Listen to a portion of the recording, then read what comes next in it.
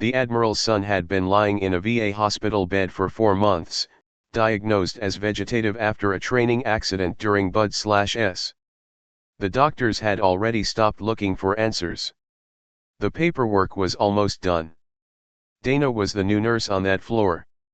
Quiet, overlooked, and humiliated every week by Dr. Harwell, a burned-out neurologist who signed diagnosis reports without finishing the exam, who cut family consultations short, and who treated the Admiral's grief like an inconvenience on his schedule. But Dana noticed things the others had stopped looking for. Subtle shifts in the young man's breathing pattern, micro-contractions that were not random, a response that was not supposed to exist in a vegetative patient. She had seen it once before in a valley in Afghanistan in a soldier that every medic on scene had already written off. That man walked out of the field hospital 6 weeks later. When the Admiral arrived demanding answers, and Dr. Harwell dismissed him with a folder of signed paperwork, Dana stepped forward, quiet, steady, and said the 3 words that no one in that hallway expected from a nurse. "Sir, I disagree. What she does next will force an entire hospital to reckon with who really gets to decide when someone is gone and who was never qualified to make that call in the first place. If you've ever been told to stay quiet when you knew something was wrong, drop a comment below and subscribe. Because what Dana uncovers inside that file will not just save one life. It will expose how many others were never truly checked." "He's stable," Dr. Harwell said without looking up from his clipboard. "Meaning he's not getting worse." "That's the best I can offer." The Admiral stood at the foot of the bed with his cover pressed against his chest. His dress uniform was pressed sharp. His face was not. "He moved his hand last Thursday," the Admiral said. "The night nurse reported it." Dr. Harwell finally looked up, but not at the Admiral. He looked at the wall behind him. The way people look when they have already decided the conversation is over and are simply waiting for the other person to understand that spontaneous motor activity. He said it happens with vegetative patients. It means nothing clinically. He's my son and he is my patient. I understand your grief, Admiral, but we've run every protocol. The diagnosis is consistent. Prolonged vegetative state following severe traumatic brain injury. There is no meaningful brain activity. The kindest thing you can do now is begin considering long-term options. He set the clipboard down on the counter and walked out before the Admiral could respond. The ICU room absorbed the silence the way hospital rooms always did, indifferently. The monitors continuing their quiet work. The ventilator cycling with mechanical precision. The overhead lights staying exactly as bright as they had been a moment ago when a physician was still pretending to care. Dana had been standing near the door the entire time, adjusting the 4-line on the monitor card, pretending to document something on the tablet in her hand. She was good at pretending. She had spent years building that particular skill. She watched the Admiral stand there after Harwell left. He did not cry. He did not move. He just stared at his son like a man who had survived every battlefield the Navy had ever sent him to, only to find himself losing to a clipboard in a fluorescent-lit room on American soil. She knew that look. She had worn it once herself in a different context in a different country, but the shape of it was the same. The look of a person who has run out of official options and is standing at the edge of something they cannot cross alone. Dana set the tablet down and checked the monitor readings the way she had been checking them every hour for 11 days. Respiratory rate 11, heart rate 54, oxygen saturation 97, blood pressure 110/68. All of it technically within range for a vegetative patient. All of it technically fine. She did not think it was fine. She had been thinking that for 11 days, and she had learned not to say it out loud, not here, not to Harwell. Dana moved to the bedside and checked the positioning of the young man's arm the way her job required. 23 years old, Petty Officer 3rd Class Kyle Merritt. He had been 8 weeks into Bud/S, basic underwater demolition and SEAL training when the accident happened. A diving evolution gone wrong. Anoxic brain injury following submersion. He had been pulled out of the water. He had been resuscitated on the dock. He had never come back, at least not the way anyone expected or the way anyone here seemed willing to look for.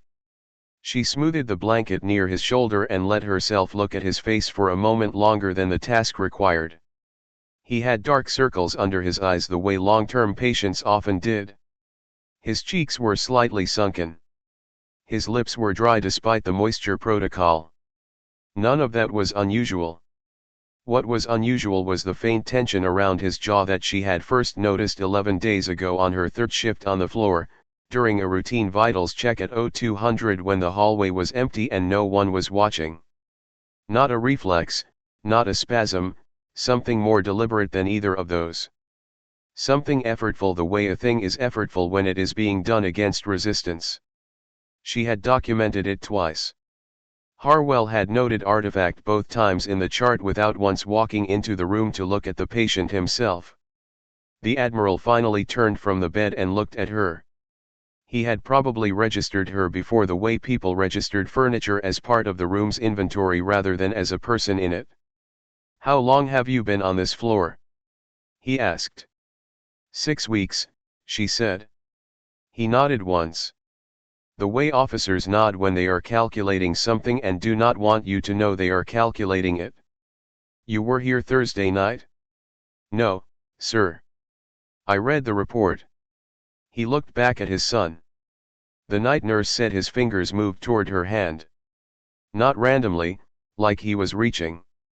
"I read that, too," Dana said carefully. He studied her face for a moment. The Admiral had the eyes of someone who had spent a career reading people faster than they could manage themselves. "You have something to say." She ran the risk calculation in her mind, the kind of calculation she had stopped needing to think through consciously after years of practice. What is the cost of speaking against the cost of staying silent? And what is the stake on the table? Kyle Merritt carried that stake. He always had been the answer for the last 11 days. "I've noticed some things in his readings," she said quietly. "Patterns I'd like to document more formally before I say anything specific." The Admiral's jaw tightened slightly. "Dr. Harwell has been very specific," he replied. "I know. He's told me 4 times that my son is not there anymore." "I know that too." A long silence settled between them. The ventilator cycled steadily in the background. Somewhere down the hall, a cart rolled over a threshold with a metallic click that echoed briefly and then disappeared into the sterile quiet. "What kind of patterns?" the Admiral asked, his voice low but steady. "The kind I'd want a second neurologist to look at," she answered. "That's all I can say right now." The Admiral looked at her for a long moment. His eyes held the particular exhaustion that doesn't come from lack of sleep.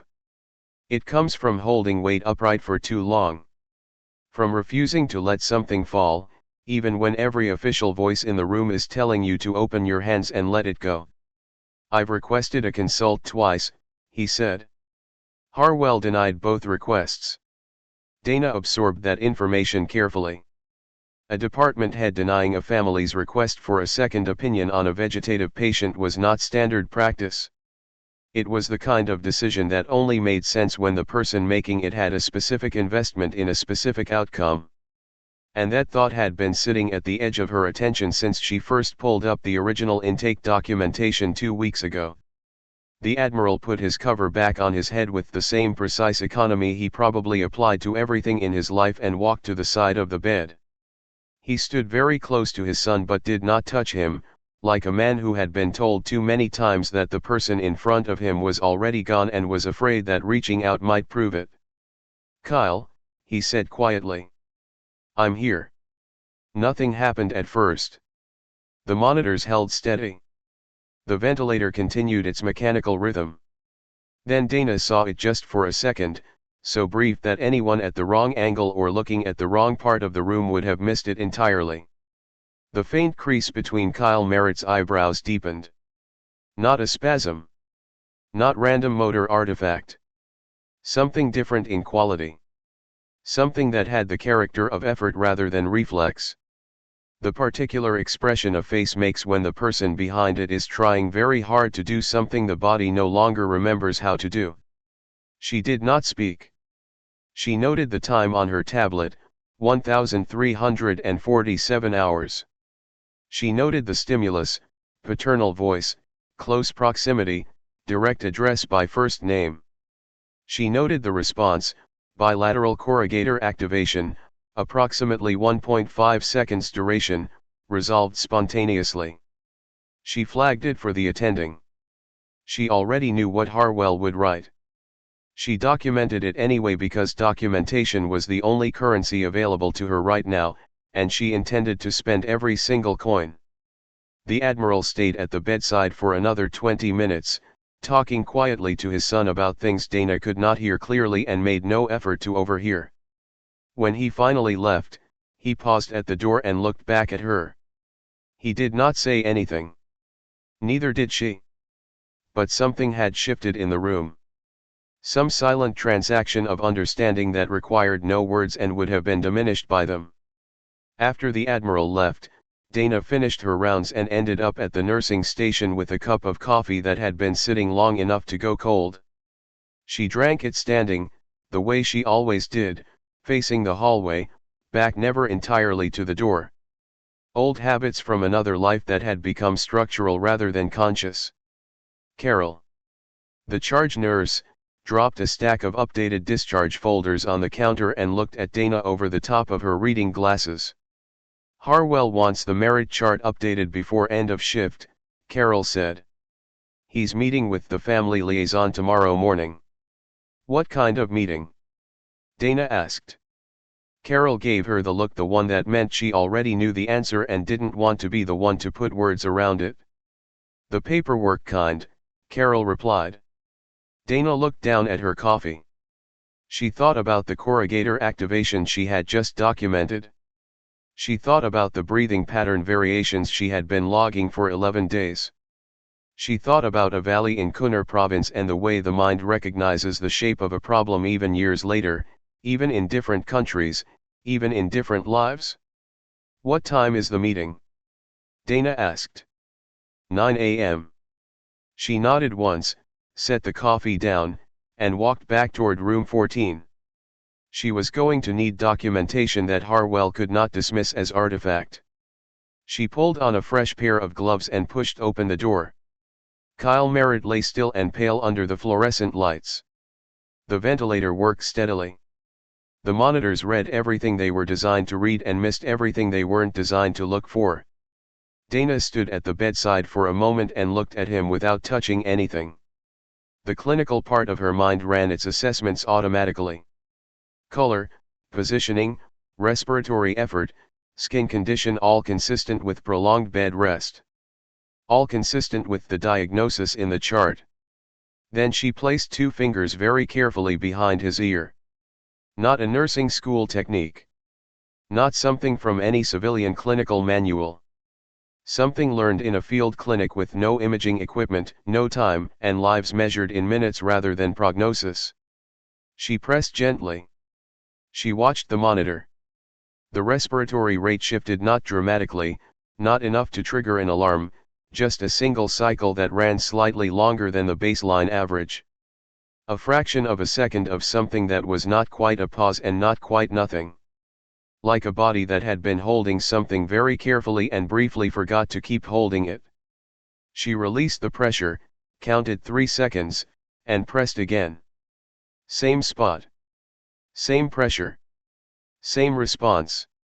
Dana took her hand back and stood very still. She had seen this twice now in controlled conditions. This was not artifact. She documented the response in detail: time, stimulus, observed output, duration, return to baseline. Then she walked to the nursing station terminal and pulled up the original intake documentation. She read it again, slower this time, the way she had once read mission intelligence packages in a forward operating base, looking for the point where the record stopped matching the underlying reality. The initial neurological assessment had been completed 48 hours after the injury. Standard protocol, Glasgow Coma Scale scoring, brainstem reflex testing, apnea protocol, all documented as consistent with no meaningful brain activity. The confirmatory assessment required for the vegetative state diagnosis had been completed 5 days later. Dana studied the timestamp carefully. She studied the attending physician's signature. She studied the nursing floor log for that exact day. Then she pulled up the medication administration record and sat back in the chair. The sedation given 6 hours before the confirmatory assessment was propofol 40 mg, documented as routine comfort care. Kyle's chart showed he had been agitated the previous evening. The order had come from a covering physician, not Harwell. That part was not unusual. Sedation in distressed patients was standard. What was not standard was that the covering physician who signed the sedation order was also listed as the second attending on the confirmatory assessment that followed just 6 hours later. The same person had ordered the sedation and then participated in the evaluation that the sedation would have heavily suppressed.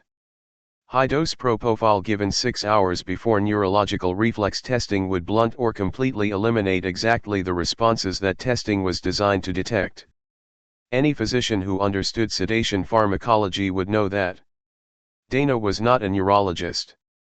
She was not making a formal accusation, not even in the privacy of her own thoughts. She was simply reading the timeline in sequence and noting that it told a very different story from the one written in the official diagnosis. She printed the medication administration record. She printed the nursing floor log. She folded both documents carefully and tucked them into her scrub pocket. The clock on the wall read 2:14, less than 7 hours before the meeting. She needed something she could demonstrate in real time, in front of a witness with enough institutional standing to make Harwell's pre-categorized strategy impossible to defend. She needed it before 9 a.m. Not through the formal review channel that Harwell had cited with such deliberate precision. Because 6 weeks was not an accident of bureaucracy. 6 weeks was a calculated delay. Carol appeared at the end of the nursing station. Harwell wants to see you. He's in the consult room. He saw you in room 14. Dana understood exactly what that meant. Harwell had been watching. He had seen her at the bedside and chosen to pull her into a private room rather than flag the monitoring system, the action a physician would take if the concern were genuinely clinical rather than strategic. He already knew what she was looking for. He wanted to get ahead of it. She walked to the consult room. Harwell was seated at the small table with his reading glasses pushed up on his forehead and a coffee mug that had been refilled so many times the contents no longer resembled coffee. He looked at her without warmth. "Close the door," he said. She did. "The merit case is closed diagnostically," he stated flatly. "The family is grieving and looking for reasons to believe otherwise. That is completely understandable. It is not a clinical finding. I documented a respiratory rate variation in response to targeted stimulus," Dana said calmly. "Twice, in controlled conditions. I will note it in the chart as a monitoring artifact consistent with his diagnosis," Harwell replied. "I also have questions about the medication administration timing before the confirmatory assessment." The room went quiet in a different way than rooms usually do. This was the silence of something expected finally arriving. Harwell removed his glasses and set them on the table. Something colder and more calculated replaced the burned-out fatigue in his expression. "Be very careful," he said slowly, "about what you're implying." "I'm not implying anything," Dana answered. "I'm asking a clinical question about protocol timing. You're a floor nurse with only 6 weeks on this unit, questioning a diagnosis confirmed by 3 attending physicians and a department chief." "Yes," she said steadily, "I am." He stood up. He was significantly taller than her and used that height not aggressively, but architecturally as a silent reminder of structural reality. "The family meeting is at 9 tomorrow morning. The discussion will focus on transitioning to palliative comfort protocol. I suggest you spend the rest of your shift on your other patients and allow this case to proceed as documented." He picked up his mug and moved toward the door. "If you have documentation concerns," he added without turning around, "the formal channel accepts submissions on a rolling basis. Review takes approximately 6 weeks." Then he left. Dana stood alone in the empty room and looked at the table where he had been sitting. The architecture of what had just happened was crystal clear. He was not trying to change her mind. He was simply timing her out. 6 weeks was well past the point where a floor nurse's documentation could disrupt the meeting scheduled in less than 7 hours. She walked back to room 14. She did not sleep during her break. Instead, she sat in the small staff lounge with the printed records spread across the table and worked through the timeline the way she once worked through mission intelligence packages, not forcing the pieces into a shape, but allowing the sequence of events to arrange themselves and letting the gaps reveal themselves naturally. The same physician who ordered the propofol had signed the confirmatory assessment. That conflict of interest existed regardless of intent. It existed in the documentation. It could be proven with timestamps. But demonstrating it through official channels would take 6 weeks. What she needed was something observable in real time, in the room, by a witness whose professional standing Harwell could not dismiss. She had 2 documented respiratory responses to targeted stimulus that Harwell had already pre-labeled as artifact. She had an 11-day nursing log of micro-responses that existed only in her own chart entries. And she had a technique that could not be dismissed as artifact by any neurologist who truly understood what they were looking at. The only problem was that this technique had no official standing in any American clinical manual. It had no name in any hospital protocol. She had used it 3 times in the field.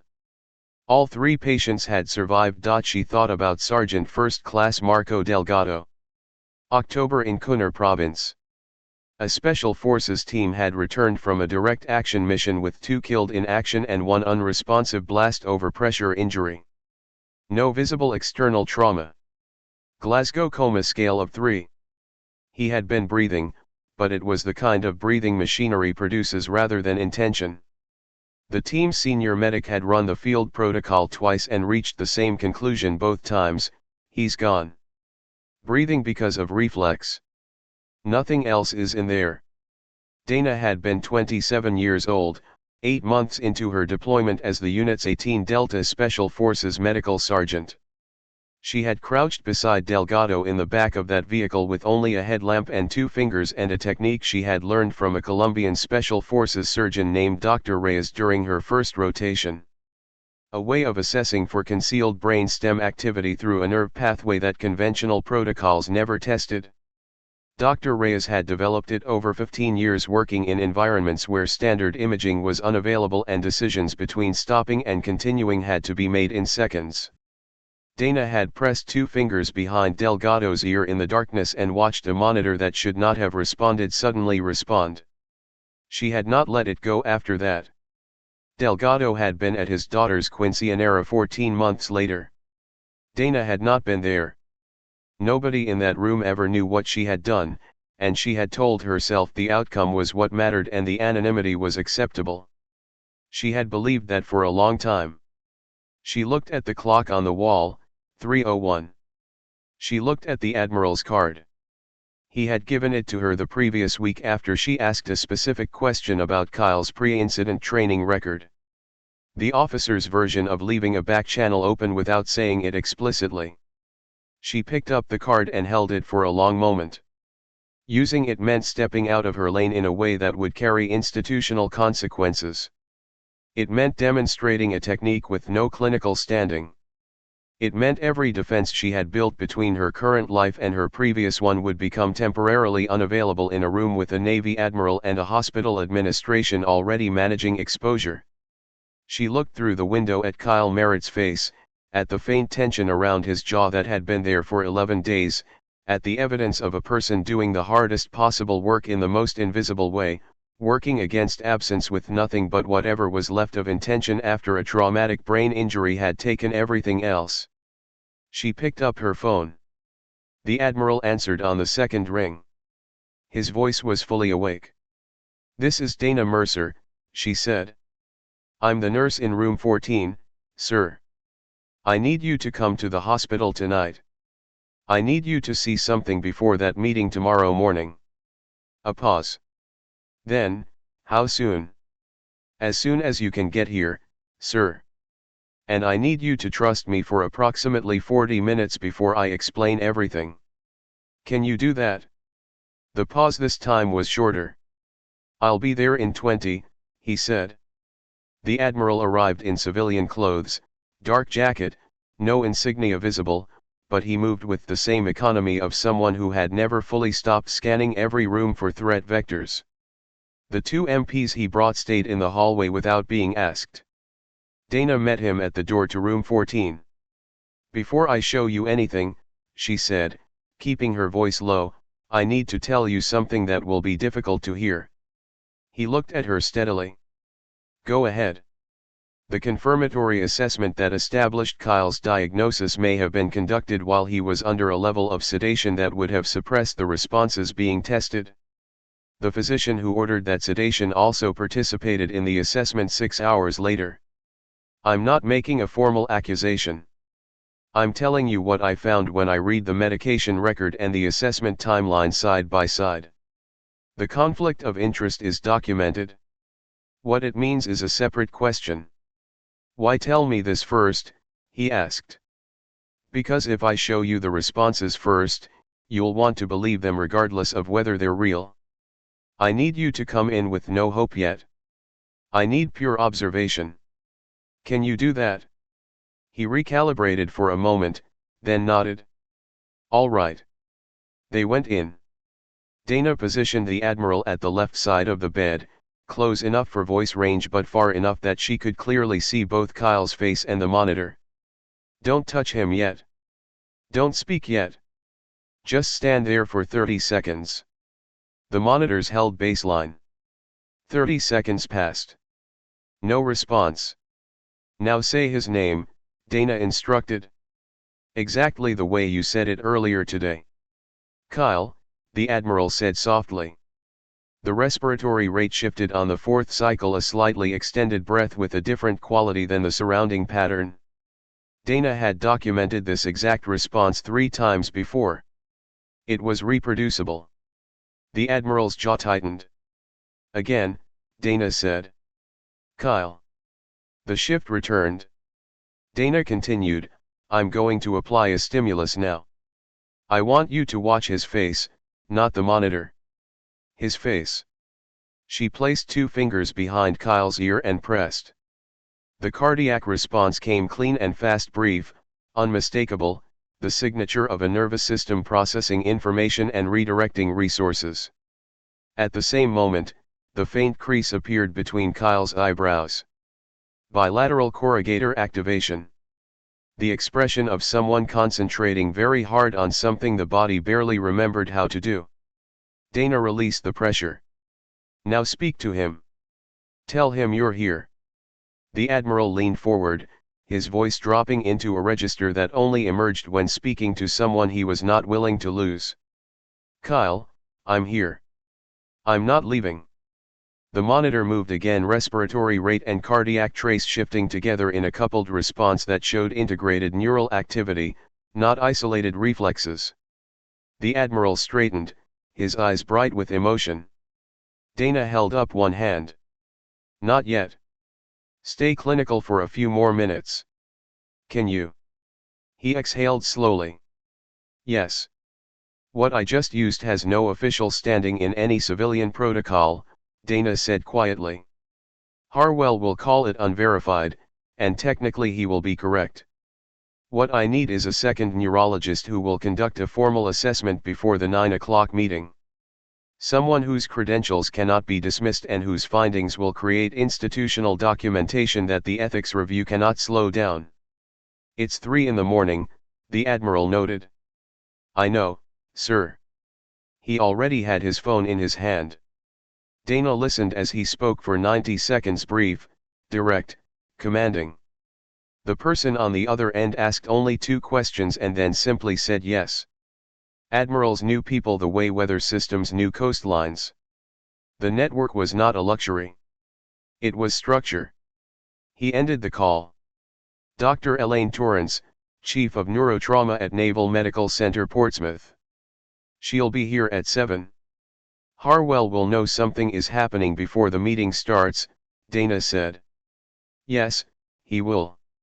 He'll try to lock the chart and route everything through administration. The Admiral's voice returned to its full command register.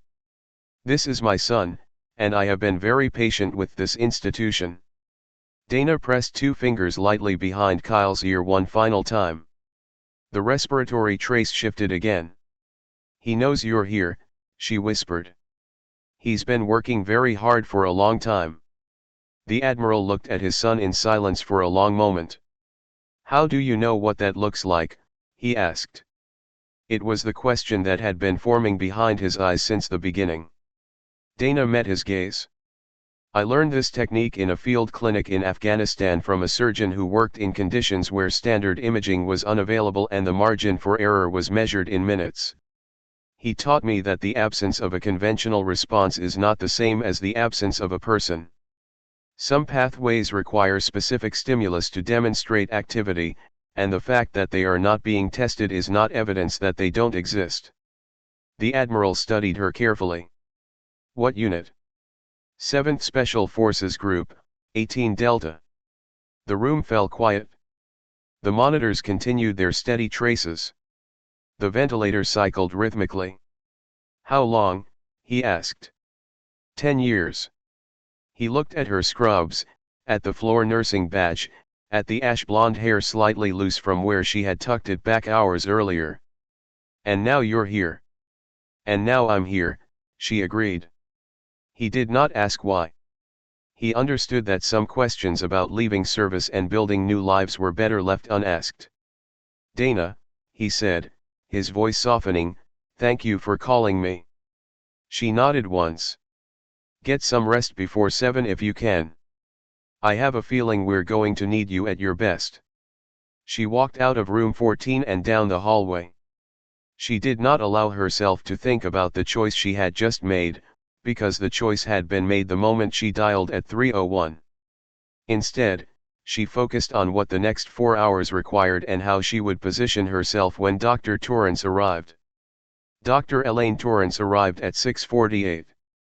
61 years old, compact, precise in the way only people become after decades of difficult work under pressure. Gray hair cut short in a style that had probably looked exactly the same for 15 years. She carried a worn leather bag that had clearly traveled to several countries. She moved through the VA hallway like a force that the building had been informed of and had chosen not to resist. The Admiral met her at the elevator and spoke to her for less than 2 minutes. Dana watched from the nursing station. Whatever he told her produced no visible surprise on Dr. Torrance's face. She glanced across the hallway at Dana once, a quick, professional assessment, then walked straight to room 14. Dana followed. Dr. Torrance set her bag on the counter, pulled on gloves, and studied the monitor for 45 seconds without speaking. She read the waveforms not for single data points but for the overall pattern and texture of the physiological landscape. Then she looked at Dana. Show me what you found, she said.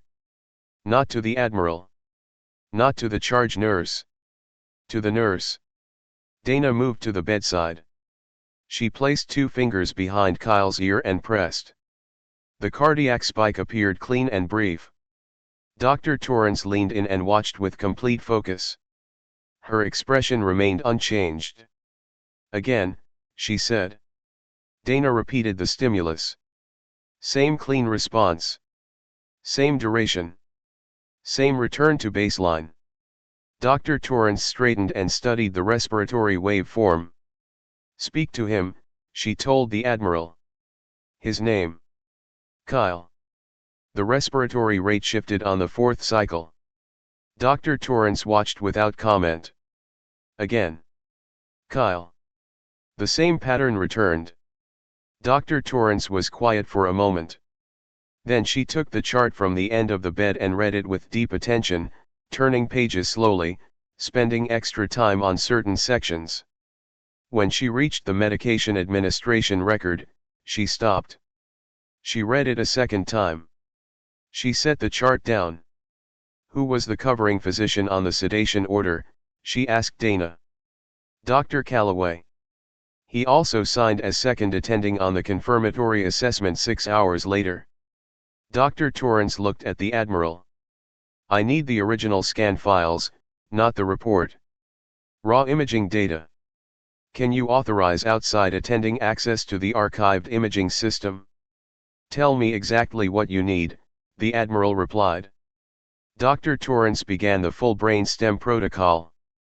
The complete version. Pupil response, corneal reflex, oculocephalic reflex. At 7:21, Harwell arrived. He pushed the door open with force and took in the scene with one sharp glance. Dr. Torrance at the bedside conducting a full assessment. Dana standing quietly near the wall. The Admiral positioned at the foot of the bed with his arms at his sides and an expression that offered Harwell no comfort. What is this? Harwell demanded, his voice loud in the sterile room. Dr. Torrance did not look up from her work. Dr. Harwell, I am conducting an independent neurological evaluation at the family's request. I will have preliminary findings available for the 9 o'clock meeting. This is my patient, Harwell snapped. Any outside consult must be routed through the department head and administration. The patient's legal next of kin has the right to request an independent evaluation, Dr. Torrance replied calmly.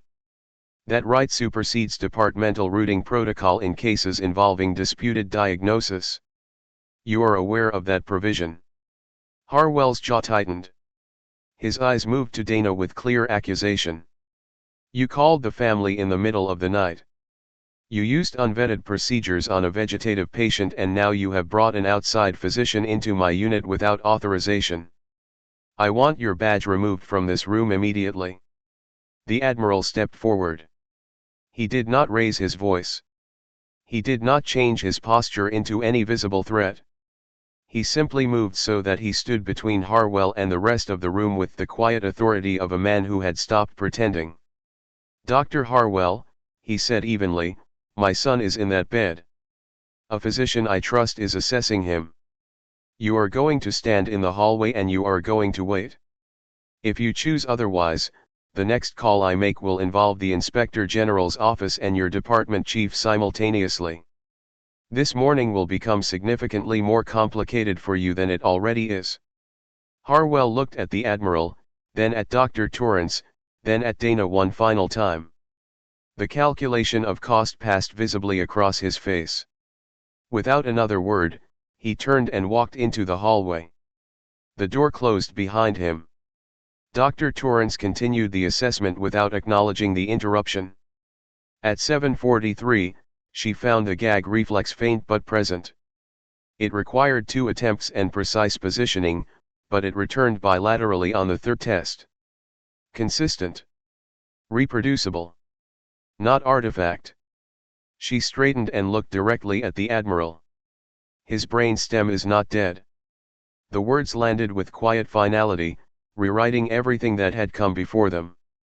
The Admiral gripped the bed rail, his knuckles whitening against the metal. Dr. Torrance continued with precision. The level of activity I am finding is significantly reduced. The prognosis for full recovery is uncertain, and I will not give you false numbers this morning because I do not have enough data for a responsible prediction. But the diagnosis of vegetative state as documented in this chart is not consistent with what I am observing. What is consistent? The Admiral asked, his voice tight.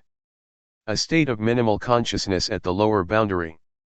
Possibly a prolonged disorder of consciousness in which identifiable responsiveness was never properly assessed because the sedation administered before the confirmatory evaluation would have suppressed exactly the responses that evaluation was designed to find. The Admiral closed his eyes for 1 second, then opened them. The grief was still there, but now something else had entered the room, something that had waited outside for 4 long months and had finally been allowed in. What do we do? He asked. We document everything I have found this morning with full timestamps and methodology. We pull the raw imaging for independent radiological review. We escalate the medication timeline conflict to the hospital's clinical ethics board, not administration. Ethics is a protected channel.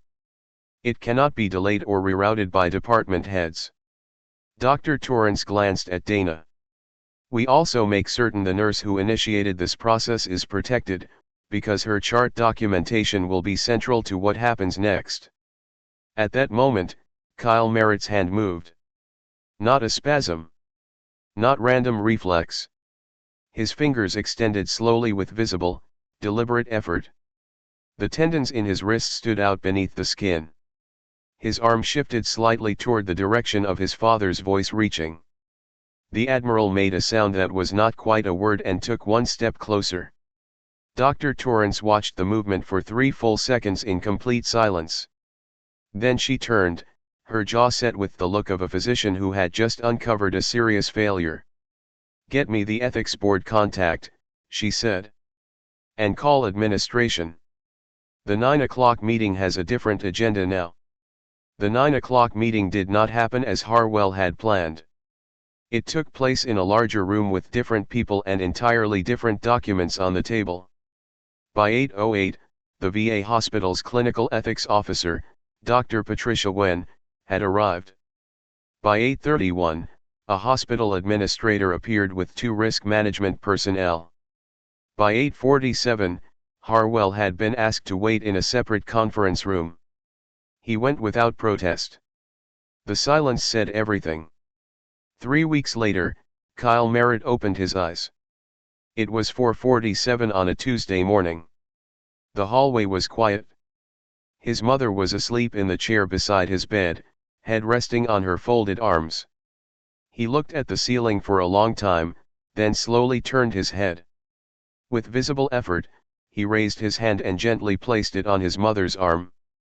She woke instantly. Their eyes met. No words were needed. She placed her hand over his and held it tightly in the quiet glow of the overnight lights. Dana was not in the room when it happened, but she heard about it from Carol at the start of her next shift. She stood in the staff lounge with a cup of coffee, looking out at the parking lot, thinking about the long road ahead. The Admiral approached her later that week. "Kyle is going to need a long recovery. He's going to need people who understand what it means to come back from somewhere you were never supposed to return from. I am building a clinical support team at Portsmouth. Dr. Torrance will lead it. I want you on that team." Dana looked at Kyle's hand resting on his mother's arm in her mind's eye. She thought about everything she had hidden for years and everything she had risked in 11 days. She pulled the Admiral's card from her pocket.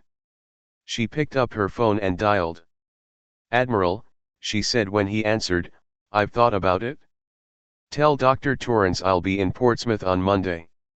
As she ended the call, Dana slipped the card back into her pocket, pulled on a fresh pair of gloves, and went back to work quiet, steady, and exactly where she was meant to be.